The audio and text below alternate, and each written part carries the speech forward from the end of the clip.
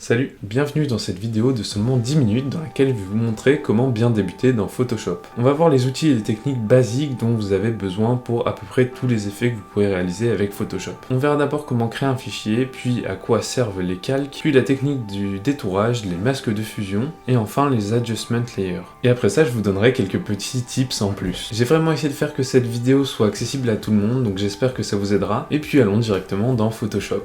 Et quand vous lancez Photoshop, la première chose à laquelle vous allez être confronté, c'est la création d'un nouveau projet.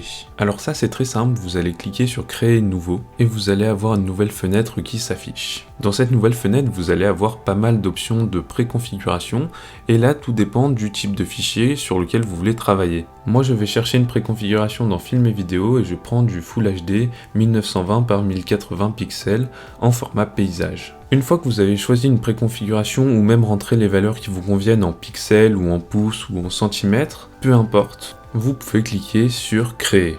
Et vous voilà maintenant dans Photoshop. Nous allons donc voir une partie assez basique mais très importante à comprendre, les calques. Normalement, en ouvrant votre projet, vous devriez avoir un calque déjà créé qui s'appelle arrière-plan. Et vous ne voulez sûrement pas travailler directement sur ce calque, donc vous allez pouvoir en créer un nouveau grâce à cette icône. Il suffit simplement de cliquer dessus et un nouveau calque apparaît. Si vous n'avez plus besoin d'un calque, vous pouvez le supprimer avec la petite icône poubelle ou tout simplement avec la touche Supr sur votre clavier. Vous pouvez également dupliquer des calques, soit en appuyant sur CTRL plus J sur votre clavier, ou en faisant un clic droit sur votre calque et en cliquant sur dupliquer ce calque. Il faut savoir que dans Photoshop, il y a plusieurs types de calques, comme les calques de forme, les calques classiques, les objets dynamiques ou les calques de texte. Quand vous cliquez sur l'icône pour créer un nouveau calque, vous obtenez un calque classique. Mais ces calques, vous pouvez par la suite les convertir en objets dynamiques, tout simplement en faisant un clic droit dessus et en cliquant sur convertir en objet dynamique. Les objets dynamiques ont pas mal d'avantages, comme par exemple le fait de ne pas perdre en qualité quand on les réduit et puis qu'on les agrandit par la suite. Vous pouvez également regrouper plusieurs calques dans un objet dynamique en sélectionnant plusieurs et en faisant convertir en objet dynamique. Convertir vos calques en objet dynamique, ça crée un nouveau fichier Photoshop incorporé dans votre fichier actuel. Et si vous double-cliquez dessus, vous pouvez l'ouvrir dans un nouvel onglet Photoshop. À partir d'ici, vous pouvez le modifier directement dans ce nouveau fichier Photoshop et quand vous enregistrez, ça sera modifié dans votre fichier principal. Si vous voulez approfondir un petit peu le sujet et avoir des utilisations concrètes des objets dynamiques, je vous invite à aller regarder ma vidéo sur la création de mock-up à partir de n'importe quelle image, où j'y aborde les objets dynamiques. Un dernier avantage des objets dynamiques, c'est qu'ils peuvent vous permettre de regrouper plusieurs calques sur le même objet dynamique et donc à organiser plus facilement vos calques sur votre composition principale. En parlant d'organisation, vous pouvez également mettre plusieurs calques dans un groupe, tout simplement en sélectionnant plusieurs en appuyant sur l'icône groupe, ou alors en sélectionnant plusieurs calques et en faisant CTRL-G.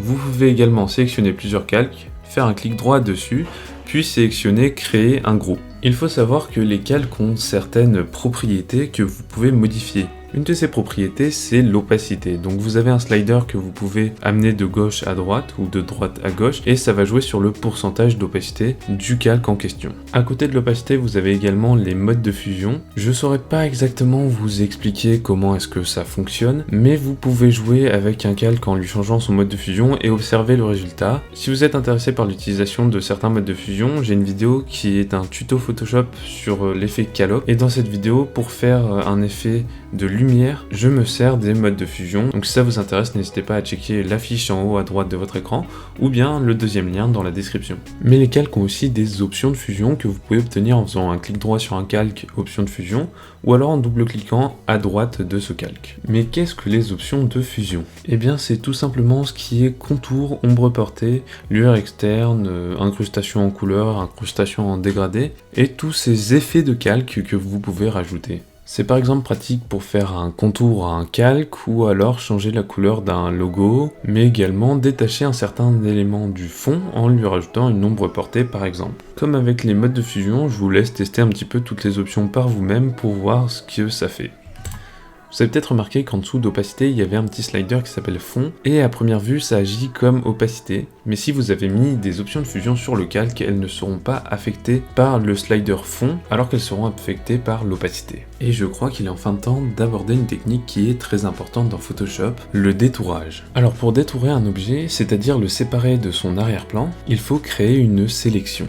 Et pour faire une sélection, il y a plusieurs outils, le rectangle de sélection, le lasso, la baguette magique ou la plume. Et si votre version de Photoshop est assez récente, vous aurez également, quand vous sélectionnez la baguette magique, un petit bouton qui s'appelle sélectionner un sujet. Et ce que ça va faire, c'est que ça va créer une sélection automatique avec de l'intelligence artificielle. C'est un outil très puissant et assez pratique, souvent les sélections sont assez bien faites, mais si vous êtes débutant, je vous conseille pas de toujours utiliser ça, puisque sinon vous ne saurez pas faire de détourage à la main, et quand l'intelligence artificielle pourra pas détourer la chose que vous voulez exactement à votre place, et ben vous aurez du mal à détourer. Donc si vous êtes débutant, je vous conseille de vous familiariser avec l'outil plume qui est pour moi la meilleure technique de sélection. Mais une fois que vous avez la sélection de votre sujet, vous vous demandez peut-être comment est-ce que vous faites pour supprimer l'arrière-plan.